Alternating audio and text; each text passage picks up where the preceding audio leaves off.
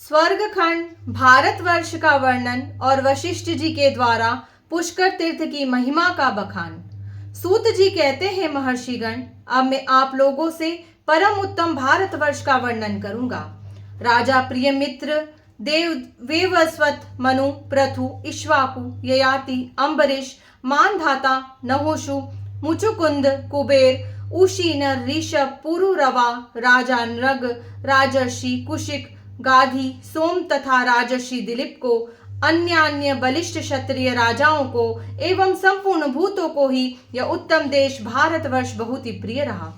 इस देश में महेंद्र, मलय, सह, शुक्तिमान, ऋक्ष्वान, विंध्य तथा परियात्र ये 7 कुल पर्वत थे। इनके आसपास और भी हजारों पर्वत थे। भारतवर्ष के लोग जिन विशाल नदियों का जल पीते हैं उनके नाम ये हैं: गंगा, सिंधु, सरस्वती, गोदावरी, नर्मदा, बाहुदा, शतद्रु, सतलज, चंद्रभागा, यमुना, दृष्टवती, विपाशा, व्यास, वेत्रवती, बेतवा, कृष्णा, वेणी, इरावदी, वितस्ता, झेलम, प्योषणी, देविका, वेद स्मृति, वेदशिरा, त्रिदेवा, सिंधुलाक्रमी, करिशिणी, चित्रवहा, त्रिसेना, गोमती, चंदना, कौशिकी, कोसी, रधा, नाचिता, रोहितारणी, रहस्या, शतकुंभा, सरयू, चर्मणवती, हस्ती, सोमा, दिशा, शरावती, भीमरती, कावेरी, बालुका, तापी, ताप्ती, निवारा, महिता, सुप्रयोगा, पवित्रा, कृष्णला, वाजिनी, पुरुमालिनी, पूर्वाभिरामा, वीरा, मालावती, पापहारिणी, पलाशिनी, महेंद्रा, पाटलावती, असिक्नी, कुशवीरा, मरुत्वा, प्रवरा, मेना, होरा, घृतवती, अनाकति, अनुष्णी, सेव्या, कापी, सदावीरा, अधृश्या, कुशचिरा, रथचित्रा, ज्योतिरथा, विश्वामित्रा, कपिंजला, उपेंद्रा, बहुला, कुवीरा, वेनंदी, पिंजला, वेणा, तुंगवेगा, महानदी, विदिशा, कृष्णवेगा, ताम्रा, कपिला, धेनु, सकामा, वेदस्वा, हविस्त्रावा, महापथा, क्षिप्रा, सिप्रा, पिछला, भारद्वाजी, कोर्णिकी, शोणा, सोन, चंद्रमा, अंतशिला, ब्रह्ममेध्या, परोक्षा, रोही, जम्बू नदी, जम्मू, सुनासा, तपसा, दासी, सामान्या, वरुणा, असी, नील, धृतिकरी, पर्णाशा, मानवी, वृषभा तथा भाषा, द्विजवरो ये तथा और भी बहुत सी बड़ी बड़ी नदियां हैं। अब जनपदों का वर्णन करता हूँ, सुनिए।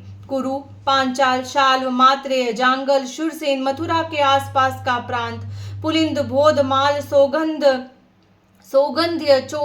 चेदी, मत्स्य, जयपुर के आसपास का भूखंड, करुष, भोज, सिंधु, सिंधुत्तम, दर्शान, मेकल, उत्कल, कौशल, नेक पृष्ठ, युगंधर, मंद्र, कलिंग, काशी, उपरकाशी, जठर, कुकुर, कुंती, अवंती, उज्जैन के आसपास का देश, उपरकुंती, गोमंत, मलक, पुंड्र, नृपवाहिक, अश्मक, उत्तर गोपराष्ट्र, आधिराज्य, कुशट, मल्लराष्ट्र, मालव, मालवा, उपवास्य, वक्रा, वक्रातप, मागध, सद्म, मलज, विदेह, तिरहुत, विजय, अंग, भागलपुर के आसपास का प्रांत, वंग, बंगाल, यक्र, लोमा, मल्ल, सुदेष्ण, प्रहाद, महिष, शशक, बाहिलिक, बलख, वाटधान, अभीर, कालयो तक, उपरांत, परांत, पंकल, चर्मचंडक, अट्टविशेखर, मेरु, भूत, उपाव्रत, अनुपाव्रत,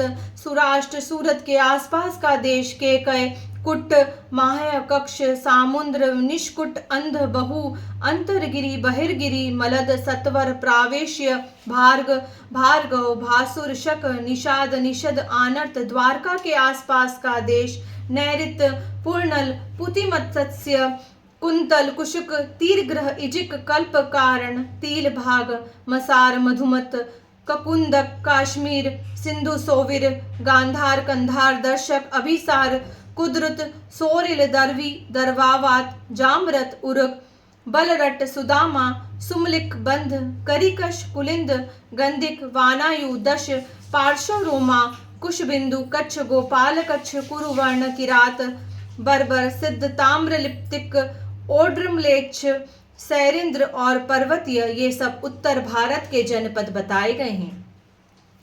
मुनिवरों, अब दक्षिण भारत के जनपदों का वर्णन किया जाता है। द्रविड़, तमिलनाडु, केरल, मलाबार, प्राच्य मुशिक, बाल मुशिक, कर्नाटक, माहिष्यक, किष्किंध, झल्लिक, कुंतल, सोहरद, नलकानन, कोकुट्टक, चोल, कोण, मणिवालव, संभक, कनक, कुंकुर, कुकुर, अंगार, मारिश, ध्वजिनी, उत्सव, संकेत, त्रिगर्भ, मालिसेनी, व्यूढ़क, कोरक, प्रोष्ठ, संगवेगधर, विंध, रुलिक, बलवल, मलर, अपरवर्तक, कालद, चंडक, कुरुट, मुशुल, तनवाल, सतीर्थ, पूती, संजय, अनिदाय, शिवाट, तपान, सुतप, ऋषक, विदर्भ, बरार, तकंड और परतंगण। अब उत्तर एवं अन्य दिशाओं में रहने वाले म्लेच्छों के स्थान बताए जाते हैं। यवन, यूनानी और काम्बोज, ये बड़े क्रूर म्लेच्छ हैं। कुग्र, पुलट्य, हूण, पारसिक, ईरान तथा दशमानिक इत्यादि अनेकों जनपद हैं। इनके सिवा क्षत्रियों के भी कई उपनिवेश हैं। वेश्य और शूद्रों के भी स्थान हैं। शूरवीर, आभीर, दरद तथा काश्मीर जाति के लोग पशुओं के साथ रहते हैं। खांडिक, तुषार, पद्मावगिरी, ग्रह, आत्रेय, भारद्वाज, स्तन पोषक, द्रोशक और कलिंगे की रातों की जातियां हैं और इनके नाम से भिन्न भिन्न जनपद हुए हैं। तोमर, हन्यमान और करभंजक आदि अन्य बहुत से जनपद हैं। यह पूर्व और उत्तर के जनपदों का वर्णन हुआ।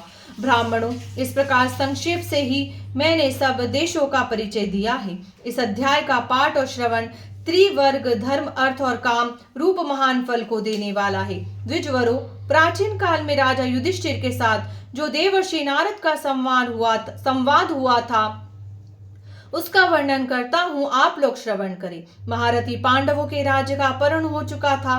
वे द्रौपदी के साथ वन में निवास करते थे।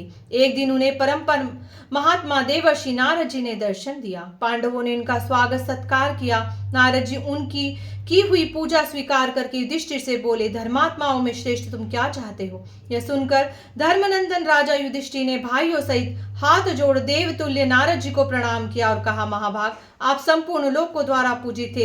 आपके संतुष्ट हो जाने पर मैं अपने को कृतार्थ मानता हूँ। मुझे किसी की बात की आवश्यकता नहीं है। मुनि श्रेष्ठ जो तीर्थ यात्रा में प्रवृत्त होकर समूची पृथ्वी की परिक्रमा करता है उसको क्या फल मिलता है? ब्राह्मण, इस बात को आप पूर्ण रूप से बताने की कृपा करें। नारद जी बोले, राजन, पहले की बात है, राजाओं में श्रेष्ठ दिलीप धर्मानुकूल व्रत का नियम लेकर गंगा जी के तट पर मुनियों की भांति निवास करते थे। कुछ काल के बाद एक दिन जब महामना दिलीप जप कर रहे थे, उसी समय उन्हें ऋषियों में श्रेष्ठ वशिष्ठ जी का दर्शन हुआ। महर्षि को उपस्थित देख राजा ने उनका विधिवत पूजन किया और कहा, उत्तम व्रत का पालन करने वाले मुनि श्रेष्ठ, मैं आपका दास दिलीप हूँ। आज आपका दर्शन पाकर मैं सब पापों से मुक्त हो गया। वशिष्ठ जी ने कहा, महाभाग, तुम धर्म के ज्ञाता हो। तुम्हारे विनय, इंद्रिय संयम तथा सत्य आदि गुणों से मैं सर्वदा संतुष्ट हूँ। बोलो, तुम्हारा कौन सा प्रिय कार्य करूं? दिलीप बोले, मुने, आप प्रसन्न हैं, इतने से ही मैं अपने को कृतकृत्य समझता हूँ। तपोधन जो तीर्थ यात्रा के उद्देश्य से सारी पृथ्वी की प्रदक्षिणा करता है उसको क्या फल मिलता है, यह मुझे बताइए। वशिष्ठ जी ने कहा, तात, तीर्थों का सेवन करने से जो फल मिलता है उसे एकाग्रचित होकर सुनो। तीर्थ ऋषियों के परम आश्रय हैं, मैं उनका वर्णन करता हूँ। वास्तव में तीर्थ सेवन का फल उसे ही मिलता है जिसके हाथ, पैर और मन अच्छी तरह अपने वश में हो, जो विद्वान, तपस्वी और कीर्तिमान हो तथा जिसने दान लेना छोड़ दिया हो, जो संतोषी, नियम परायण, पवित्र, अहंकार शून्य और उपवास व्रत करने वाला हो, जो अपने आहार और इंद्रियों पर विजय प्राप्त कर चुका हो, जो सब दोषों से मुक्त हो तथा जिसमें क्रोध का अभाव हो, जो सत्यवादी, दृढ़ प्रतिज्ञ तथा संपूर्ण भूतों के प्रति अपने जैसा भाव रखने वाला हो, उसी को तीर्थ का पूरा फल प्राप्त होता है। राजन, दरिद्र मनुष्य यज्ञ नहीं कर सकते क्योंकि उसमें नाना प्रकार के साधन और सामग्री की आवश्यकता होती है। कहीं कोई राजा या धनवान पुरुष यज्ञ का अनुष्ठान कर पाते हैं। इसलिए मैं तुम्हें वह शास्त्रोक्त कर्म बतला रहा हूँ जिसे दरिद्र मनुष्य भी कर सकते हैं तथा जो पुण्य की दृष्टि से यज्ञ फलों की समानता करने वाला है, उसे ध्यान देकर सुनो। पुष्कर तीर्थ में जाकर मनुष्य देवादिदेव समान हो जाता है। महाराज, दिव्य शक्ति से संपन्न देवता, दैत्य तथा ब्रह्मर्षिगण वहां तपस्या करके महान पुण्य के भागी हुए हैं। जो मनीषी पुरुष मन से भी पुष्कर तीर्थ के सेवन की इच्छा करता है उसके सब पाप धुल जाते हैं। तथा वह स्वर्गलोक में पूजित होता है। इस तीर्थ में पितामह ब्रह्मा जी सदा प्रसन्नता पूर्वक निवास करते हैं। महाभाग पुष्कर में आकर देवता और ऋषि भी महान पुण्य से युक्त हो परम सिद्धि को प्राप्त हुए हैं। जो वहां स्नान करके पितरों और देवताओं के पूजन में प्रवृत्त होता है, उसके लिए मनीषी विद्वान अश्वमेध से 10 गुने पुण्य की प्राप्ति बतलाते हैं। जो पुष्कर में वन में जाकर एक ब्राह्मण को भोजन भी कराता है, वह उसके पुण्य से ब्रह्मधाम से स्थित अजित लोगों को प्राप्त होता है। जो सायकाल और प्रातः काल में हाथ जोड़कर पुष्कर तीर्थ का चिंतन करता है, वह सब तीर्थों में स्नान करने का फल प्राप्त करता है। पुष्कर में जाने मात्र से स्त्री या पुरुष के जन्म भर के लिए हुए सारे पाप नष्ट हो जाते हैं। जैसे भगवान विष्णु संपूर्ण देवताओं के आदि हैं, उसी प्रकार पुष्कर भी समस्त तीर्थों का आदि कहलाता है। पुष्कर में विनय, नियम और पवित्रता पूर्वक 12 वर्ष तक निवास करके मनुष्य संपूर्ण यज्ञों का फल प्राप्त कर लेता है और अंत में ब्रह्मलोक को जाता है। जो पूरे 100 वर्षों तक अग्निहोत्र का अनुष्ठान करता है अथवा केवल कार्तिक की पूर्णिमा को पुष्कर में निवास करता है, उसके ये दोनों कर्म समान ही हैं। पहले तो पुष्कर में जाना ही कठिन है, जाने पर भी वह तपस्या करना और भी कठिन है। पुष्कर में दान देना उससे भी कठिन है और सदा वहां निवास करना तो बहुत ही मुश्किल है। स्वर्ग खंड।